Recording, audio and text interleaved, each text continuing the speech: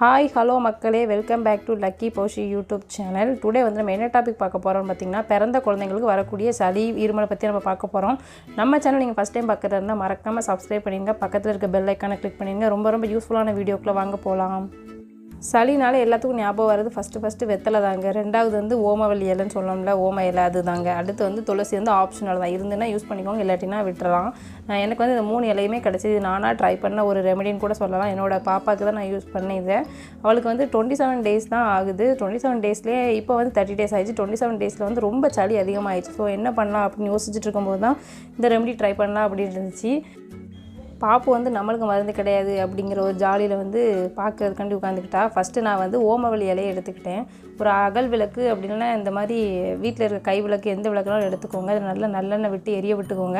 அதில் அந்த ஓமவளி இலையை வந்து நல்லா வாட்டி எடுத்துக்கோங்க. வாட்டும் போதே கொஞ்சம் நல்லா சுருண்டு அந்த இலை வந்து வரும். ஸோ அந்த மாதிரி கண்டிஷன் வரும்போது நம்ம தனியாக எடுத்து வச்சுக்கோங்க. ஒரு 4 இலை மட்டும் போதும். அதாவது இப்போ நியூ போர்ன் பேபிக்கு தான் இந்த டிப்ஸ் சொல்லிட்டு நீங்கள் பயப்படவே வேண்டாம். அந்த மருந்து கொடுக்கறதுக்கு நீங்கள் தாராளமாக கொடுக்கலாம். சளி நல்லா கேட்கும். ஆனால் ஒரு டைம் மட்டும் கொடுக்கக்கூடாது.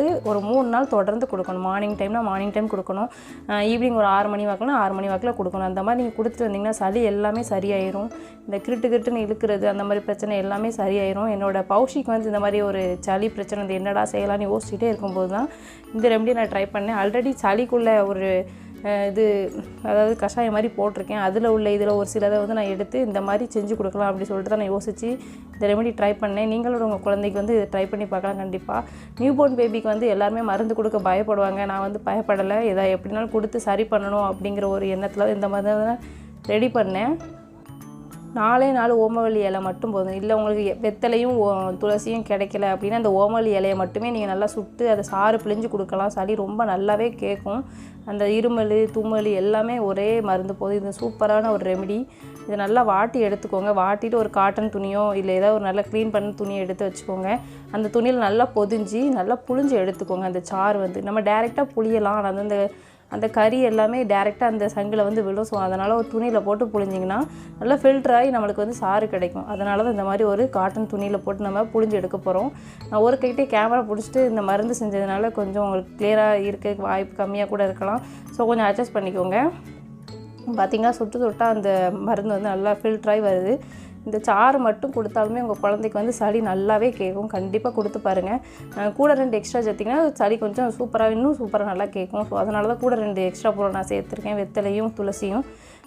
அது இல்லைங்கிறவங்க இந்த ஓமவளி இலையை மட்டும் ஊற்றலாம். பார்த்திங்கன்னா சாறு எவ்வளோ வந்திருக்கு. நம்ம தீயில வாட்டும் போது இன்னும் கூட கொஞ்சம் சாறு வரும். ஸோ கண்டிப்பாக இந்த ரெமடி நீங்கள் ட்ரை பண்ணலாம். இப்போ வந்து நல்லா சாறு புழிஞ்சாச்சு. அந்த சக்கையை வந்து தூர எடுத்து வச்சுருங்க. நம்ம யூஸ் இல்லை, தூர எடுத்து வச்சுருங்க. ஒரு 20 நாள் குழந்தை பிறந்து ஒரு 20 நாள் ஆன குழந்தைலேருந்து இந்த மருந்து வந்து கண்டிப்பாக கொடுக்கலாம். நெக்ஸ்ட்டு வந்து வெத்தலை. இது வந்து வீட்டில் விளைஞ்ச வெத்தலை. வீட்டில் இப்போ எல்லா வீட்லேயுமே வெத்தலை வச்சுருக்காங்க. ஸோ இது வந்து எங்கள் ரிலேஷன் வீட்டில் வெத்தலை கிடச்சிது. அந்த இதை யூஸ் பண்ணேன். நீங்கள் வந்து கடையில் கிடைக்கிற நாட்டு வெத்தலை, அது குட்டியாக இருக்கும் பார்த்திங்கன்னா, அந்த வெத்தலை இதை விட பெஸ்ட்டு. நீங்கள் அது கிடைச்சாலும் யூஸ் பண்ணிக்கலாம். இது வந்து பெருசாக இருக்குது. இது வீட்டில் கிடைக்கிற வெத்தலை. ஸோ இதனால் பரவாயில்ல, இதுவும் யூஸ் பண்ணிக்கலாம். அதனால் நீங்கள் யூஸ் பண்ணி பாருங்கள். நாட்டு வெத்தலை வந்து அந்த டைமில் கிடைக்கல, அதனால் இந்த பெரிய வெத்தலை யூஸ் பண்ணியிருக்கேன். அதையும் நல்லா தீயில வாட்டிட்டு இதை வந்து கையில் வச்சு நீங்கள் நல்லா தேய்ச்சாலே உங்களுக்கு சாறு வரும். இது வந்து கறி அவ்வளோவா பிடிக்காது. அது அந்த ஓமவளி இலையில் வந்து கறி வந்து அதிகமாக படுறதுனால நான் அதை ஃபில்டர் பண்ணேன். இதை வந்து நல்லா துணியில் போட்டு புழிஞ்சு எடுக்கணும்னு நினைக்கிறவங்க புழிஞ்சு எடுத்துக்கலாம். இல்லை புளிய கொஞ்சம் கஷ்டமாக இருக்குது அப்படிங்கிற 2 கையிலையுமே போட்டு நல்லா தேய்ச்சிங்கன்னா சாறு நல்லா வரும். இந்த வெத்தலை வந்து ஒரு சொட்டு சாறு இந்த சங்கில் விழுந்தாலுமே அவ்வளோ சத்து மருந்து பிள்ளைங்களுக்கு. ஸோ அதனால் இதில் ஒரு சொட்டுனாலும் கண்டிப்பாக விட்டுக்கோங்க, ரொம்ப நல்லது. இது வந்து நான் புழிஞ்சு பார்த்தேன், கொஞ்சம் கம்மியாக தான் வந்துச்சு. ஸோ கையில் எடுத்து நானாகவே புளிய ஆரம்பிச்சிட்டேன். புளியும் போது 2 சொட்டு சாறு வந்துச்சு. போதும், இவ்வளவே போதும். வெத்தலை வந்து நீங்கள் சும்மாவே சாப்பிட்டு பார்த்தீங்கன்னா தெரியும், அதில் வந்து கொஞ்சம் காரமாக இருக்கும். ஸோ அதனால் 2 சொட்டு இல்லைனா 1 சொட்டே போதும். ரொம்ப நல்லது. ஃபீடிங் மதர்ஸ் பார்த்தீங்கன்னா டெய்லி சளி இருந்துச்சுன்னா டெய்லி ஒரு 2 நாள் மட்டும் தொடர்ந்து வெத்தலையை சாப்பிடுங்க. ரொம்ப நல்லது. உங்கள் குழந்தைக்கு அந்த ஃபீடிங் மூலமாக சத்து போய் சேரும். வெத்தலை சாப்பிட்டிங்கன்னா சளி சரியாகும். இது ஒரு டிப்ஸுன்னு கூட சொல்லிக்கலாம். அதுக்கடுத்து துளசியில் வந்து சின்னதாக இருந்ததுனால நான் அதை வந்து வாட்டலை டேரெக்டாகவே நல்லா புழிஞ்சு எடுத்துக்கிட்டேன். துளசியுமே ஒரு சொட்டு சாறு விழுந்தாலும் போதும், அவ்வளோ சத்து இருக்குது அதில். இந்த 3 இலை மட்டும்தான். கண்டிப்பாக நீங்கள் ட்ரை பண்ணி பாருங்கள். இப்போ உள்ள டைமில் சளிங்கிறது எல்லாத்துக்குமே வரக்கூடிய ஒரு பிரச்சனையாகிடுச்சு. எனக்கு வந்து நீர்ச்சத்து அதிகமாக இருந்ததுனால பாப்பா வயிற்றில் இருக்கும்போதே சளியோடு தான் வெளியே பிறந்து வந்திருக்கும்போது சளி அதிகமாக இருந்துச்சு. டாக்டர் கூட சொல்லியிருந்தாங்க சளி அதிகமாக இருக்குது அப்படின்ட்டு.